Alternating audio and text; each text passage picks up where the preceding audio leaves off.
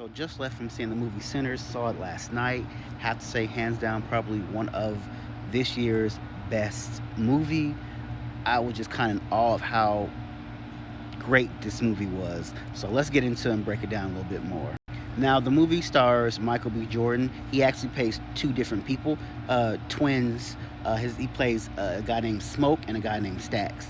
Now, these two are pretty much gangsters. They left their rural town of Mississippi. The movie takes place in 1929, and they went to Chicago, worked for Al Capone. Now they're back in their hometown, and they want to open up a jukebox joint. So pretty much, essentially, a club in the 1920s.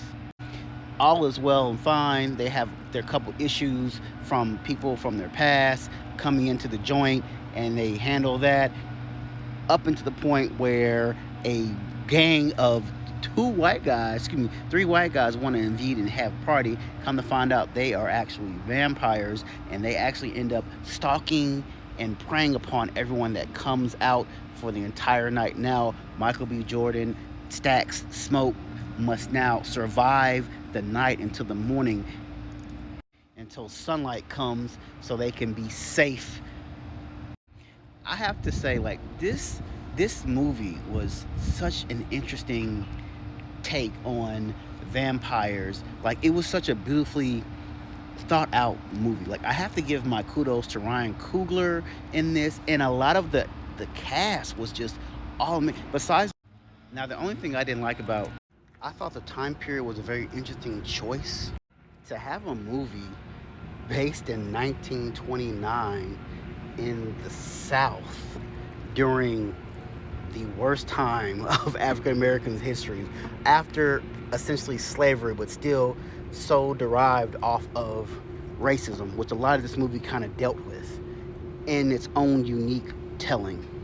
Then to throw in racism with vampires, beautiful.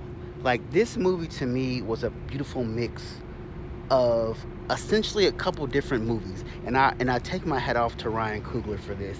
This movie is an exact ripoff, not like in a bad way, but it comes from brings up a couple different movies. Idlewild from back with Outcast and Brian Barber that directed that. It has implements of that, and another movie, Dusk Till Dawn, with George Clooney. I think came out about '96, with Selma Hayek doing that iconic scene with the foot in the mouth with the drink, and especially a lot of them come from these two brothers as well. So I think they get that from that. And then last but not least, Django Unchained. Like, I have to give my credit to Ryan Coogler. His writing, it has gotten so much better, and the cinematography in this movie was goddamn beautiful. And not along with the actors, I have to give it to Haley. I messed up her name. Haley Steinfeld. She did such an amazing job. Like, her mouth was so dirty in this movie.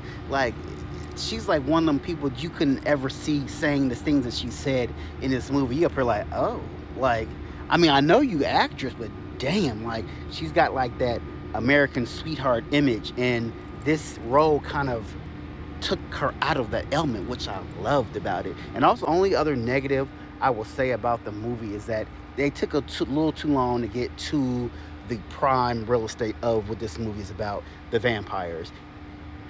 They spent a lot of time doing Michael B. Jordan's backstory, which it was needed, but I think they extended it a little bit too long. Like, this movie was 2 hours and 11 minutes. Of that 2 hours and 11 minutes, they spent almost an hour and 30 to 40 really giving the backstory of, Michael B. Jordan's character Stacks and his brother Smoke. But when the vampires came, now I have to take my hat off to Coogler again, because this was a different level of vampires. Like, it took elements from all the classic things we know, like the Woods, the Stakes, but they were just these vampires were just way more creepier than in this rendition of a movie than almost any I've seen. Like, the lead vampire, Jack O'Connell, he played that role. I mean, he is a true, if I'm not mistaken, Irishman, but oh my God, like, this dude was amazing in this movie. Like, he stood out. Like, there have been vampire leaders before, but he was on a different level of just of the depravity and things that he inflicted on the cast, like how he infected everyone, and wanted to make everyone vampires and all this, like this alone, like the intro to him was just so crazy.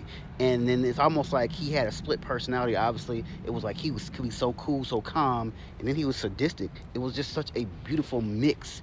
Great villain. Have no bad things to say about his performance. But all in all, like this was an amazing movie. Like I want to go back to see it again. I just think it was an incredible feat. I take my hat off to Ryan Coogler, and like I'm not gonna lie. Besides, like I said, it took a little too long to get to the point of like the vampires. Besides that, this movie's I give it a 9 out of 10. Like it was everything, and comes out April 18th, guys.